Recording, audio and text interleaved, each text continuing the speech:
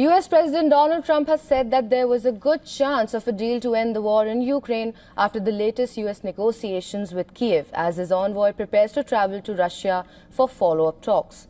His statement came hours after Secretary of State Marco Rubio met with Ukrainian officials and expressed optimism about progress despite challenges ending the more than 3-year-long war.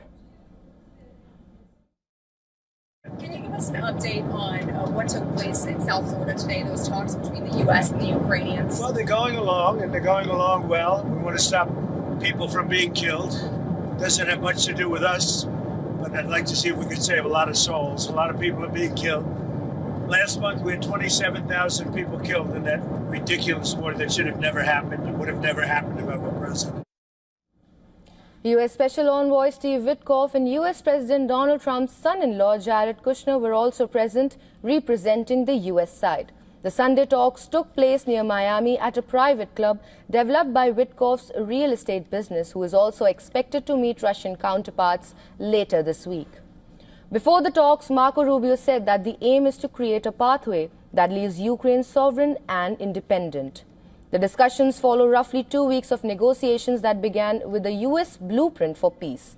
The plan was initially criticized for favoring Russia, which started the Ukraine conflict with the 2022 invasion.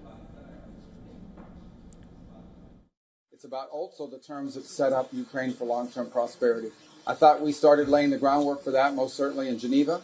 I think we continued that work in our communications throughout the week. I think we built on that again today, but there's more work to be done.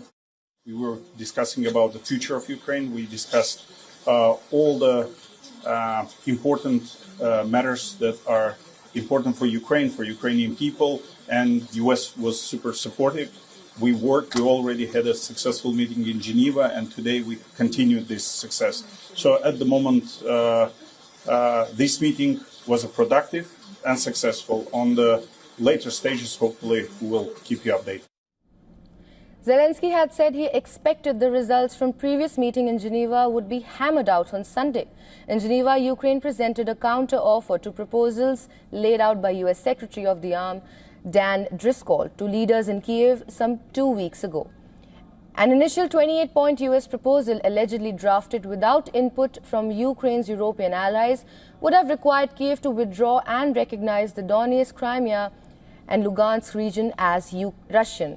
Now, the proposal, however, was pared back to original draft following criticism from Kyiv and Europe, but the current content remains unclear.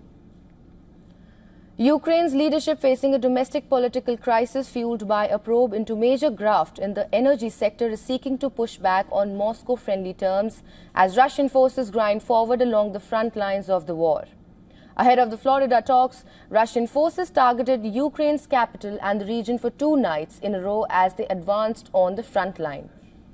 On Saturday, a drone attack in the outskirts of Kyiv killed 1 person and wounded 11. Hours earlier, a Ukraine security service released the video showing attacks on 2 oil tankers in the Black Sea that it believed were covertly transporting sanctioned U.S. oil. The attack was condemned by Kazakhstan, which told Ukraine to stop attacking terminal of the Caspian Pipeline Consortium, which handled more than 1% of global oil.